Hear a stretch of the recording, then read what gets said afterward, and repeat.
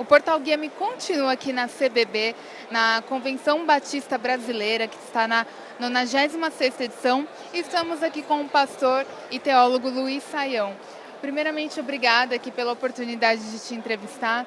E queremos saber sua opinião diante de todo esse cenário que o nosso país está vivendo, né? É um cenário de crise econômica, de crise social, de crise moral.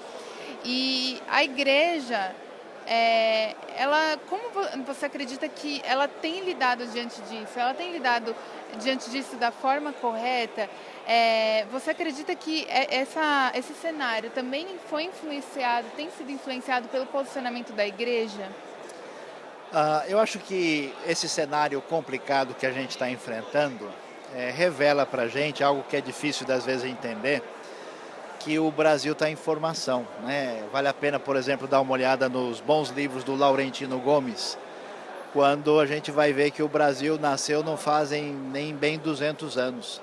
Então a sociedade brasileira, que vem de um histórico de desigualdade e de uma série de desalinhamentos sociológicos e de identidade de formação, eu acho que essa crise está sendo importante para o brasileiro deixar de ser um pouquinho alienado, né, e priorizar elementos que são periféricos, para pensar adequadamente quem nós somos e o que a gente quer ser. E nesse sentido, a igreja brasileira, se o Brasil é novo, a igreja mais ainda. É a igreja que é a grande lagoa, né? Muito, vamos dizer, extensa, com a profundidade bastante limitada, talvez de um palmo. E por isso eu diria que a gente nunca deve ver esse cenário como negativo. Há muitos cenários muito piores do que os nossos no mundo, mas como uma oportunidade de aprender como é que a gente se relaciona como irmão, né? Porque agora nós estamos numa polarização perigosa, como é que a gente participa de uma maneira efetiva e criativa para resolver, e como é que a gente dá a volta por cima nesse cenário e consegue caminhar numa direção positiva e amadurecedora para o benefício da igreja e da nossa sociedade. Na sua opinião, até que ponto a igreja ela tem o limite de envolvimento na política?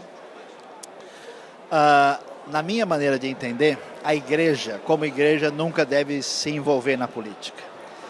A gente, desde os tempos de Agostinho, né, quando se fala de cidade de Deus e a cidade dos homens, a igreja como instituição, ela tem um foco, ela tem um objetivo, ela tem a missão de anunciar o evangelho e de trazer esse evangelho para o homem sem Deus e sem Cristo.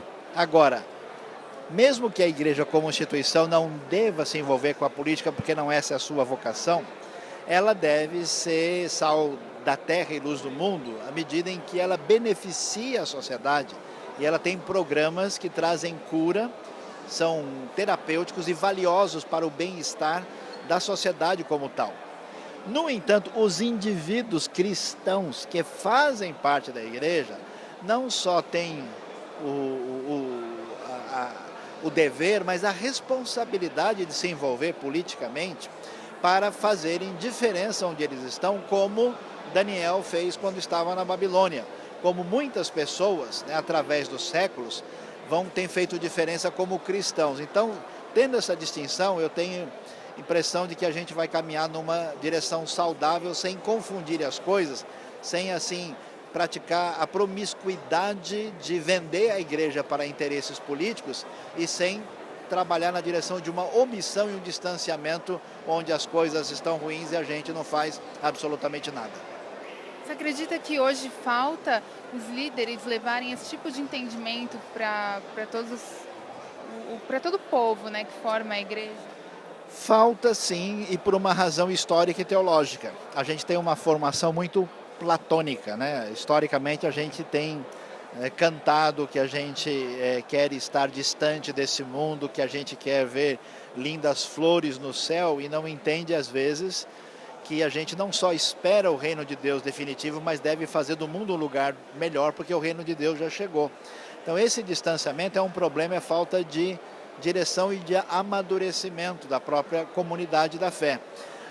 E também eu diria que não é só isso, é por falta talvez de encontrar não só uma direção teológica adequada, mas os caminhos viáveis por meio dos quais isso pode acontecer. Porque como o sistema está tão poluído, as pessoas que tentam alguma alternativa veem que o negócio está difícil e preferem então praticar a síndrome do avestruz, né? Colocar a cabeça dentro da terra e se distanciar de tudo. Mas com a graça de Deus e com o ensino adequado e com o envolvimento melhor, a gente pode fazer diferença e não só aguardar a vida eterna, mas também ter um Brasil melhor. Pastor, muito obrigada pelos seus ensinamentos e pela oportunidade da entrevista. Deus abençoe, eu que agradeço, um abraço para todos aí do portal Guia-me e que cada um de nós venha fazer diferença nesse mundo tão necessitado da graça de Deus e do Evangelho de Cristo.